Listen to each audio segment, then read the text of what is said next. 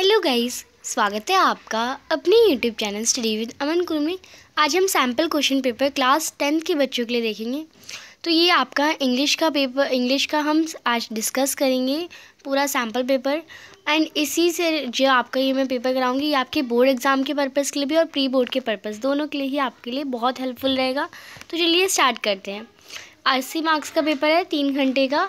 And यहाँ पे मैं सॉल्यूशंस भी आपको साथ साथ करवाऊंगी और आपको चॉइस वाले क्वेश्चन जस्ट लाइक आपको 10 क्वेश्चन ऐसे 9 ही करने होंगे, बट मैं आपको 10 के 10 कराऊंगी बिकॉज यहाँ पे आपकी प्रैक्टिस हो रही है। सबसे पहले सेक्शन ए है रीडिंग का। तो यहाँ पे आप सोच रहे होंगे कि बिना रीडिंग के हम डायरेक्ट आंसर देख लेते हैं। तो पैराग्राफ का मतलब ही क्या होता है? आपका पैराग्राफ का मतलब होता है आपको ढूंढ के आंसर करना है। तो जब तक ढूंढ के आंसर करने वाली आपकी आदत नहीं डलेगी ना, तब तक आप पेपर में भी नहीं कर पाएंगे। तो इस पैराग्राफ को पढ़ने में विद इन आपको 2 या 3 मिनट्स लगेगा। मैं भी पढ़ूंगी, आप भी पढ़िएगा साथ साथ, अपने फ़ोन से आप देख के पढ़ रहे होंगे। Mountains have always been held in great awe by mankind. They have been a challenge to humans. Those who brave among us have always wanted to conquer them. You see, the more incredible the mountains, the greater the thrill, a challenge to the bravery of a human race. Climbing mountain is the experience that is hard to pull into words. यानी जो mountain climbing होती है वो एक ऐसा experience होता है कि हम अपने वर्ड्स में नहीं बता सकते। You are in a beautiful environment and when you reach the top you feel incredible. यानी आप इतने बहुत अच्छे इन्वायरमेंट में होते हैं और आप जब सबसे ऊपर चोटी पे पहुंचते हैं ना, तो आप इनक्रेडिबल, मतलब ऐसा बताया नहीं जा सकता, इतना अच्छा फील करते हैं। But you also have to climb down which is most accident happen. यानी आपको फिर नीचे भी उतरना होता है, बट वहाँ पे आते वक्त बहुत एक्सीडेंट होते हैं, लोग थक जाते हैं और अंधेरा हो जाता है और बहुत कठिन होता है। सो maintain climbing is undoubtedly one of the most popular adventure sports along with being challenge and risky for the climbers. यानी क्लाइंबिंग करना मतलब बिना कोई शक के अनडाउटली एक सबसे पॉपुलर एडवेंचर स्पोर्ट्स एडवेंचर है और बहुत ज़्यादा चैलेंज है और बहुत ज़्यादा रिस्की है हर क्लाइंबर्स के लिए। यहाँ पे हमें बताया गया था। अब आगे देखते हैं। Without any perceived risk there can't be feeling that any significant challenge has been surmounted. Fair, but we have to bear in the mind that mountaineering is not a sport that we can embrace without preparation.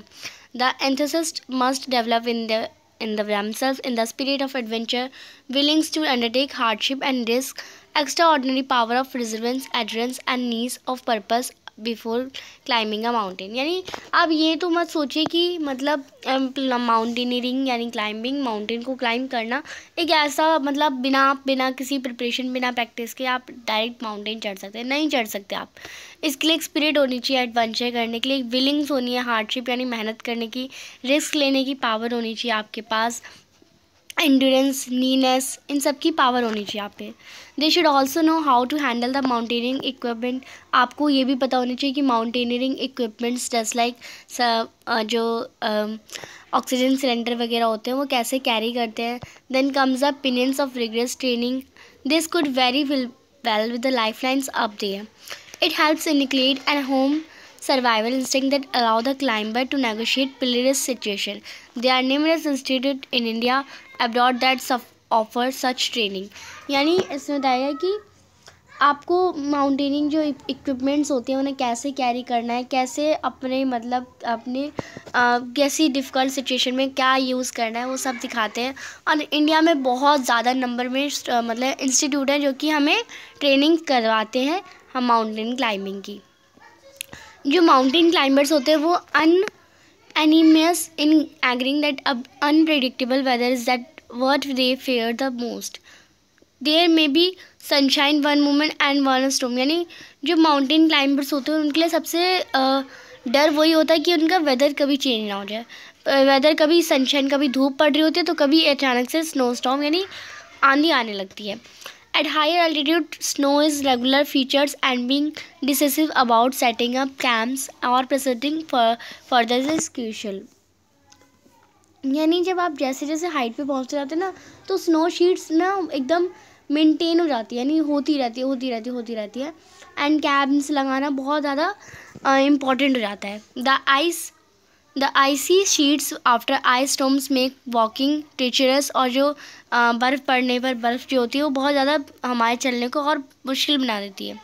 White the powdery snow makes a mountaineer sink deep into the snow, और जो powdery snow है उससे में जो इंसान है वो डूब भी सकता है। Up there with the intention to embarrass natural's wonder, one realized that it cannot be done without facing its formidable glare. A true mountaineer may challenge the mountain, yet it always respectful to powerful force of nature. Summiting mountains carry its own health risks such as oxygen and altitude sickness problem, frostbite, swelling of hands and feet, fluid collection in brain or lungs, and exhaustion. Yet the gravitation mountaineer feels from mastering something. This is so frightening, argue them to undertake these endeavors. We may think that the mountaineers are fearless. हमें पता है कि जो mountaineers है वो fearless है, experts हैं. Not at all. It's fear that keeps them so intrigued with such adverse journey. यानी सब मतलब इनका ये नहीं मतलब कि वो बिना डरे वो सब कुछ करते हैं, उनमें भी डर होता है. Impulse and brazeness can be deadly force. In the words of Indian mountaineer Bachendri Pal, the biggest risk is not to take the risk at all. Remember that. आप बचेंद्री पाल का भी बात एग्जाम्पल ले सकते हैं, उन्होंने भी ये इतना बड़ा रिस्क लिया था. फोर वर्ड्स में आपका ये आपका पैसेज था. अब इसके थोड़े क्वेश्चंस देखते हैं हम. Why does the writer say that mountain inspire in humans? They present us the opportunity for exciting sports. They evoke the visionaries to master them. या फिर they inspire in us the roots of valor. They represent peace and calm to us. तो हमने passage में देखा था दे evoke the विशनेस, कि हमारे अंदर एक विश लाते हैं और उसे मास्टर करने में हेल्प करते हैं. आपको ऑप्शन बताना है. The more incredible the mountains the greater the thrill. Paragraph 1 में आपको बताना है क्या इसके कॉरस्पॉन्ड हो रहा है.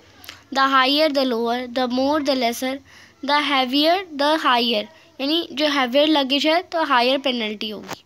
ये इसके कॉरस्पॉन्ड है, ये हमें बता सकते हैं. स्मॉलर कार और बिगर कार नहीं होगा, यहाँ पे अपोजिट वर्ड नहीं पूछे गए हैं. नेक्स्ट है आपको ऐसा ऑप्शन सेलेक्ट करना है जो कि डिस्प्ले करे writer object projects with reference to the following. So mountain climbing is undoubtedly one of the most popular adventure sports. इसमें आपको बताना है राइटर प्रोजेक्ट में डाउट नहीं होगा, क्वेश्चन नहीं होगा, कन्विक्शन हो सकता है. नेक्स्ट है आपको पैरा 1 में फिल करना है. Best experience rather than describe, hard to put into words. तो ये हमने पैरा 1 से लिया. The writer compares training to pinions in the line, then comes the pinions to the rigorous training. Paragraph 2 आपको बताना है एक पॉइंट जो कि सिमिलरली ट्रेनिंग और पेनेंस से हो. तो दोनों ही ट्रेनिंग और जो पेनेंस है वो डिफ़िकल्ट होता है, लॉन्ग टर्म रिस्क टास्क है ये, और प्रिजर्वनेस रिस्क रिक्वायर करता है. नेक्स्ट है based on your reading on the text of the text list 2 reason why the writer says that mountaineering is not a sport that can be embarrassed without preparation. आपने पूरा paragraph या line पढ़ी, आपने 2 reason बताना है क्योंकि जो writer ने लिखा है माउंटेनियरिंग ईजी नहीं है, मतलब आप स्पोर्ट ईजी नहीं है अगर आप प्रिपरेशन ना करें. तो आपको 2 रीज़न लिखने हैं. आप लिख सकते हैं ये स्पोर्ट्स जो होता है रिक्वायर करता है mountaineering equipments and the knowledge to handle. Equipments को हैंडल करना भी हमें आना चाहिए. और स्पोर्ट जो होता है बहुत हार्ड है ये वाला, एंड ये माइंड पे और बॉडी पे डिपेंड करता है. हमारी बहुत ज़्यादा स्पिरिट होनी चाहिए और स्टैमिना भी रिक्वायर्ड होना चाहिए. यानी आपका स्टैमिना, अगर आप पतले दुबले से तो आप चढ़ने में आपकी सांसें भी फूल सकती हैं. और मोटो के लिए भी ऐसे ही है. What connection does the writer draw out between unpredictable weather and setting of a cramps. यानी अनप्रिडिक्टेबल वेदर जो होता है, यानी बिना बताए जो मौसम आ जाता है, वो हमारे कैंप्स को सेट करने में कैसे एक दूसरे के कनेक्शन है. तो एक माउंटेनियर जो होता है ना वो सब कुछ एक्सपीरियंस करता है, वो कैंप्स भी सेटअप करता है. जब उसे पता चलता है कि जो वेदर है वो अब ठीक नहीं है, मे प्रेफर टू क्लाइम, यानी चढ़ने के लिए अब ठीक नहीं है. It's Sunny and camp when it's snowing, यानी जब सूरज उग रहा होगा तब तो कैंप कर सकते हैं हम, मतलब तब तो चल सकते हैं, बट जब स्नो हो रही हो तो हमें कैंप लगाना पड़ता है. नेक्स्ट 8 है राइटर से a true mountaineer may challenge the mountain yet it always respectful to the powerful force of nature. यानी एक ट्रू माउंटेनियर होता है वो हमेशा माउंटेन को चैलेंज करता है, एक respectful powerful force of nature. आपको रीज़न बताना है. Mountaineer is a respectful to the force of nature up in the mountains, तो वो सर्वाइवल के लिए है। नेक्स्ट है, आपको बताना है सप्लाई 1 पॉइंट टू जस्टिफाई, एक पॉइंट बताना है। While mountain climbing an impulsive mountaineer is either disaster prone और गुड एज डीड। तो माउंटेन क्लाइंबिंग में जो रिस्की स्पोर्ट है वो प्रिपेयर्डनेस और लेवल हेडनेस की वजह से आता है। एनी राश डिसीजन कैन प्रूव फटल वेरी क्विकली, यानी कोई गलत डिसीज़न हमें हमारी जान तक ले सकता है। आपको इवेल्युएट करना है in appropriate reason for the feeling of acceleration on reaching a submit that mountain climber experience, यानी एकदम ऊंचाई पे पहुंचने पर जो इन अप्रोशिएट रीज़न होता है वो आपको बताना है। Achievement of seemingly impossible feet या स्पेक्टुलर पैनोरामिक व्यू एंड या फिर एप्लीकेशन ऑफ इंक्लूडेड या फिर opportunity to use sophistic mountaineer equipments. तो यहाँ पे हमने फर्स्ट क्वेश्चन में आपको 10 क्वेश्चन दिए गए थे, हमने उन्हें सॉल्व करा। नेक्स्ट आपको नेक्स्ट पैसेज दे रखा है, ये भी छोटा सा पैसेज है, इसे भी रीड कर लेते हैं। जो नॉर्थ ईस्ट इंडिया है, the north east India is a melting pot of variegated culture boasting of people and races, an ethnic tapestry of many hues and shades. Yes, these states are lesser explored as compared to the rest of the country. ये जो north east का side है वो मतलब culture में बहुत ज़्यादा aesthetic है और यहाँ पे लोग बहुत कम जाते हैं। जो न्यू जनरेशन है of travellers who are money rich and time poor are increasingly looking for unique experience. जो लोग नई जनरेशन जिनके पास पैसा तो बहुत है पर टाइम बहुत कम है, वो इन यूनिक एक्सपीरियंस के लिए आते हैं। एक फिनोमिना है जिसे कहते हैं emergence of experience economy. For this new growing breeds of tourist north east with its variety and uniqueness hold immense attraction, यानी जो टूरिस्ट होते हैं जब वो घूमने आते हैं तो नॉर्थ ईस्ट जो है वो अपना एक यूनिक, नॉर्थ ईस्ट जो स्टेट है वो अपना एक यूनिक अट्रैक्शन होल्ड करते हैं।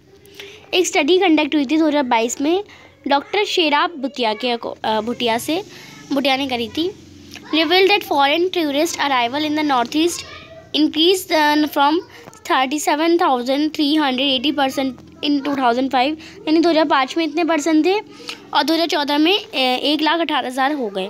जो ओवरऑल ग्रोथ है टूरिस्ट की डोमेस्टिक और फॉरेन में वो नॉर्थ ईस्ट में हाई है और ये 2005 से 6 में 26% ज़्यादा आई है। A high and positive growth of 12 to 53% was registered in foreign tourists visit the northeast state of India during 2012 from 2011, which further rose to register a growth of 27.93% during 2013 from 2012. Foreign tourist arrival in the northeast witnessed a growth of 39% during, तो यहाँ पे सारे data दे रखे हैं। ये जो study recommendation है tourist planner की वो नीड टू कॉपरेट, हमें कॉपरेट करना है कुछ कीज़ को, just like enhancement of tourist facilities, tourism financing, focus on community involvement and other formation of sustainable tourism strategy in north east states of India. अब इसी के बेसिस पे question है, आपको कोई एक रीज़न देना है पैराग्राफ 1 में से। The rate of tourism in the north east of India puzzles tourism official, because जो नॉर्थ इंडियन स्टेट है वो एक टूरिज़म के टर्म्स में वो पूरी कंट्री से रेस्ट ऑफ पूरी कंट्री से आगे है। एक ऑप्शन सेलेक्ट करना है आपको पैराग्राफ 1 में से। हम कह सकते हैं we can infer that distinctiveness and यहाँ पे हमारा आ जाएगा डाइवर्सिटी ऑफ नॉर्थन ईस्ट, यानी एक अलग सा होना और अलग सी कल्चर होना नॉर्थन ईस्ट स्टेट का, वही अट्रैक्ट करता है मनी रिच और टाइम पुअर लोगों को या टूरिस्ट को। थर्ड है कंपेयर, आपको कंपेयर करना है analogy correctly with the word, यानी आप उस वर्ड की एनालॉजी से पैराग्राफ 1 में से। अरोमा क्या है? कुकिंग, यानी just like aroma is a internal to cooking, similarly painting किससे रिलेटेड हो सकता है? ह्यू एंड शेड से, तो आप लिखेंगे hue and shades are integral to painting. फिर यहाँ पे आपको करेक्ट ऑप्शन को टिक करना है। Travellers advocating the experience economy six a holiday package with, तो किसके साथ हॉलीडे पैकेज होता है? तो वो आपका होलसम एक्सपीरियंस और बजट जो कि उन्होंने प्लान करा होता है। पैराग्राफ 1 में से आपका आंसर आपको मिल जाएगा। नेक्स्ट क्वेश्चन है select the chart appropriately represent the trend of foreign tourist travel in the northern eastern 2011 to 2014 का। तो आपको बताना है कौन सा ट्रेंड फॉलो हो रहा है। तो 2011 से ज़्यादा ही बढ़ गया, नहीं, वो एकदम कांस्टेंट चल रहा है, नहीं, और बढ़ा और ऐसे एकदम लगातार बढ़ गया, नहीं, वो धीरे धीरे 2011 बढ़ा था और 2014 में कांस्टेंट चल रहा था। तो इसमें आपका थर्ड ऑप्शन इसमें आपका बी आ जाएगा करेक्ट, ऑप्शन नंबर 2। यहाँ पे हम एक बार देख लेते हैं 2011 और 12 में, 11 से लेके 14 में जो हमारा सीज़न था वो एकदम कांस्टेंट ही चल रहा था। तो हम कह सकते हैं यहाँ पे ये हमारा ऑप्शन नंबर 2 यानी आपका ये वाला करेक्ट हो सकता है। नेक्स्ट है fill in the blanks by selective correct options. The study of tourist travel statics in the north east from 2005 to 12 show क्या शो करती है, encouraging results. Substitute the word witnessed with one word similar in meaning. Witness का similar meaning क्या हो जाएगा, witness किया यानी observe किया। यहाँ पे आपका foreign tourist arrival in the north east observed a growth of, observe भी लिख सकते हैं, तो इसमें आपका observed आ जाएगा। आपको कोई 2 एग्जाम्पल बताने हैं टूरिस्ट फैसिलिटीज़ का जो कि आपने पैराग्राफ 3 में देखा। तो ये होटल का अकोमोडेशन है, रिजॉर्ट्स हैं, कैंप्स हैं और well connected transport facilities available हैं। 9th क्वेश्चन है कोई एक रीज़न बताइए जो रिसर्चर रिकमेंड करते हैं टूरिज़्म स्ट्रैटेजी को नॉर्थ ईस्टर्न स्टेट इंडिया के सस्टेनेबल है। तो टूरिज़्म प्रोड्यूस मतलब वो बहुत ज़्यादा गार्बेज और वेस्ट फैलाते हैं जो कि वाइल्ड लाइफ और इकोसिस्टम को भी बहुत इफ़ेक्ट करता है ईस्ट के, इसलिए which is why sustainable tourism strategy, इसलिए जो सस्टेनेबल टूरिज़्म स्ट्रैटेजी है वो ज़रूरत है। Select the option that titles paragraph 1 से 1 to 3 अप्रिशिएटली विद रेफरेंस टू। तो आपको इनमें से टाइटल्स सेलेक्ट करने जो फर्स्ट से लेके थर्ड आपने तीनों पैराग्राफ पढ़े उसके लिए अप्रिशिएट रहे। तो हम कह सकते हैं विंड्स ऑफ चेंज या नंबर्स डोंट लाई या फिर टाइम फॉर एक्शन। इनमें जो आपका है time for action, numbers don't lie, ये वाला आपका करेक्ट हो जाएगा, ये गलत है। अब सेक्शन बी है ग्रामर। आपको कोई 10 करने हैं क्वेश्चंस, इसमें आपका ये गैप फिलिंग है यानी फिल इन द ब्लैंक्स है। The climate control comment by an activist on social media yesterday. अब देखिए अब आप कहेंगे ब्लो अप आएगा, ब्ली अप आएगा या इज ब्लाउन आएगा, विल बी ब्लाउन, और कैसे आएगा, क्यों आएगा। ब्लो अप अगर सेंटेंस यहाँ पे आप देखिए सेंटेंस हमारा जो है वो पास्ट में लिखा गया यानी येस्टरडे यानी बीते हुए कल में पास्ट की बात हो रही है। तो अगर हम वर्ब की फॉर्म देखें तो ब्लो की फॉर्म होती है ब्लो, ब्लू और ब्लाउन। ये होता है प्रेजेंट, ये होता है पास्ट और ये होता है फ्यूचर। तो पास्ट में क्या लगी, ब्लू लगी, तो ब्लू अप हो जाएगा। नेक्स्ट है आपका डॉक्टर और पेशेंट्स की कन्वर्जेशन लिखी है, आपको कंप्लीट करना है सेंटेंस को। Do you feel down from time to time mister Gopalan. Patient कहता है yes I do not stay in good mood. तो डॉक्टर ने क्या लिखा, डॉक्टर ने ट्राई करा कि फिगर आउट करने की कोशिश करी कि पेशेंट का एलिमेंट क्या है। Ask about his well being यानी उसके बारे में पूछ के। Two is the patient affirm, तो पेशेंट ने क्या कहा that he does not stay in good mood. तो ही आ जाएगा उसी की जगह, आई की जगह। यहाँ पे आपको डायरेक्ट से इनडायरेक्ट करना था। Select the correct option to fill in the blanks. तो from a magazine the advertisement read if you smoke statistically your story, यानी अगर तुम स्मोक करोगे यानी अगर तुम सिगरेट पियोगे तो तुम 15% जितना जिए हो उतना उससे पहले ही मर जाओगे यानी फ्यूचर की बात हो रही है। मस्ट यानी अगर तुम स्मोक करोगे तो पक्का मरोगे, या फिर तो तुम मरना चाहिए ये भी नहीं होगा, या तुम मरने वाले हो तुम मर जाओगे यानी तुम 15% चांस है तो तुम मर जाओगे। तो इसमें विल आ जाएगा। Select the option that identify error and supply. आपको एरर एंड सप्लाई बतानी है, एरर एंड करेक्शन बतानी है, sorry. Last week a child was not allowed to board the plane at Ranchi airport. तो यहाँ पे ऑप्शन नंबर 1 चाइल्ड की जगह चिल्ड्रन आएगा, लास्ट की जगह प्रीवियस आएगा, दा की जगह ए आएगा या एट की जगह इन आएगा। तो आप देखिए लास्ट वीक आ चाइल्ड कुछ बात नहीं होती, दी चाइल्ड होता है लास्ट वीक। दी यहाँ पे हम देखेंगे, अगर last week a child was not allowed to board the plan at Ranchi airport. Board a plan, यहाँ पे प्लान की जगह प्लान में अगर हम प्लेन बोर्ड अ प्लेन, तो प्लेन में हमारा दी नहीं आता, ए ही आता है, तो बोर्ड यहाँ पे हमारा एरर द है, यानी सी ऑप्शन आपका एरर है। एरर द की जगह हमारा क्या आ जाएगा, ए आ जाएगा। यहाँ पे नरेटिव दे रखा है, आपको फिल इन द ब्लैंक्स करने हैं। As I standing on the dock looking out at the lake for the last time I feeling of empathized dash over me like darkness. अब यहाँ पे विल वॉश आएगा, had wash आएगा, will have wash या washed आएगा। तो as I was standing on the lock looking out lock for the last time, यहाँ पे लास्ट टाइम, लास्ट ईयर कोई मंथ लिख रखा हो, कोई यस्टरडे वगैरह लिखा हो, तो आप बात समझ लीजिए पास्ट की बात हो रही है। ये फ्यूचर का सेंटेंस है। हैड नहीं आएगा क्योंकि हमारा फीलिंग ऑफ एम्पैथीनेस है, यानी ये हमारा सिंपल प्रेजेंट टेंस है। सिंपल प्रेजेंट टेंस अगर आपने सीखे हैं तो आपको अच्छे से आ रहे हो, क्योंकि ये हम सॉल्व कर रहे हैं, तो यहाँ पे मैं अभी आपको सिखा नहीं रही हूँ, मैंने लास्ट वीडियो में आपको ऑलरेडी सिखा चुकी हूँ। तो इसमें आपका विल हैव यानी फ्यूचर की बात नहीं है, वॉश्ड आ जाएगा, डी ऑप्शन करेक्ट है। यहाँ पे फिल इन द ब्लैंक्स करने आपको लेटर को, पोर्शन को फिल करके। सब्जेक्ट क्या है, request for approval. Dear sir, this is respectful submit that I seek approval.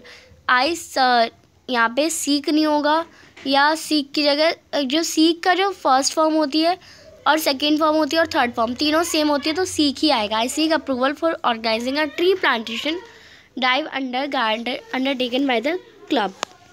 Next है, यहाँ पे डायलॉग दे रखे हैं ग्रैंडसन और ग्रैंडफादर के बीच में, आपको सेंटेंस को कंप्लीट करना है। ग्रैंडपा ने कहा कि वो आर योर सुपर हीरोज, तुम्हारे सुपर हीरो क्या हैं। ग्रैंडसन यानी पोते ने कहा कि ग्रैंडपा आपके सुपर हीरोज़ कौन थे, तो ग्रैंडपा कहते हैं anyone who shows kindness and compassion to others, यानी कोई भी जो दया करता है दूसरों पे और सिंपैथी वगैरह देता है।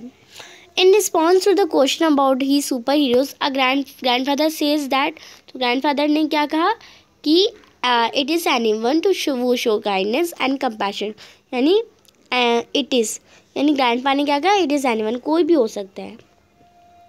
नेक्स्ट है, आपको एरर आइडेंटिफाई करना है, स्कूल मैगजीन रिपोर्ट सप्लाई करना है, करेक्शन। तो in order to balancing the sentiments of the eagles and hawks the student council suggest the rematch teams between the teams. आपको गिवन फॉर्मेट का response बना है, तो in order to balance the sentiments, यहाँ पे S भी लगा है और यहाँ पे आप बैलेंसिंग यानी सेकेंड ING वाली फॉर्म यूज़ नहीं करते जब हमारा प्लूरल में होता है, तो इसमें बैलेंस आ जाएगा। नेक्स्ट है, सुनील ने शेयर करी कुछ इन्फॉर्मेशन तारिक के साथ about a holiday at sea. Report Tariq के क्वेश्चन, तो तारिक का क्वेश्चन क्या था, did you enjoy travelling by sea, तो तुमने एंजॉय करा, तो तारिक आस्क्ड। अब यहाँ पे ये क्वेश्चन है, इसको आपको एज अ इनडायरेक्ट स्पीच में लिखना है, तो Tariq asked Sunil whether we had enjoy travelling by sea. यहाँ पे फिल इन द ब्लैंक्स दे रखे हैं, आपको कंप्लीट करना है स्लोगन को। Ministry for child welfare dash we afford to neglect children think twice, तो क्या हम अफोर्ड कर सकते हैं नेग्लेक्ट चिल्ड्रन के लिए, आप दोबारा सोचिए। तो हम मतलब इसमें विल का क्या हो जाएगा, करेंगे, में कभी कर सकते हैं, नीड यानी ज़रूरत है, या कैन, तो क्या हम कर सकते हैं, तो यहाँ पे कैन आ जाएगा। सेंटेंस को आपको हिंदी में बना के पढ़ना है। फादर कहते हैं, यहाँ पे डायलॉग दे रखे हैं लता और उसके फादर की। फादर कहते हैं why ask so many question Lata, तुम मेरे से इतना क्वेश्चन क्यों पूछती हो। लता कहती है I believe that if you don't know the answer keep asking till you do, यानी मैं तब भी पूछती रहूँगी। फादर ने क्या कहा, ask Lata that the reason for many question she was asking. Lata ने एक्सप्लेन करा good humour that in event of not knowing the answer one should, यानी keep asking till one does. तो इसमें आपका जो ए ऑप्शन है वो करेक्ट हो जाएगा। आपको एरर आइडेंटिफाई करना है, शॉप होर्डिंग और सप्लाई करना है करेक्शन। तो Gumnam and daughter PVT LTD massive discount for all citizen. तो ऑल सिटीजन नहीं होता, हर एक सिटीजन होता है। It's citizen vaccinated with precautionary dose. तो यहाँ पे ऑल की जगह इच आ जाएगा, बिंदापुर झारखंड। गिवन फॉर्मेट दे रखा है, आप रिस्पॉन्स इस पर करेंगे। अब जो हमारा सेक्शन सी है वो हम अपनी नेक्स्ट वीडियो में डिस्कस करेंगे। तब तक के लिए अभी तक चैनल को सब्सक्राइब नहीं किया तो प्लीज़ चैनल को सब्सक्राइब ज़रूर करें। आई होप आपको वीडियो अच्छी लगी होगी। वीडियो अच्छी लगी तो इसे लाइक करिए, दोस्तों के साथ शेयर करिए, और चैनल को अभी तक सब्सक्राइब नहीं किया तो प्लीज़ चैनल को सब्सक्राइब ज़रूर करें। Thanks for watching you, bye bye guys.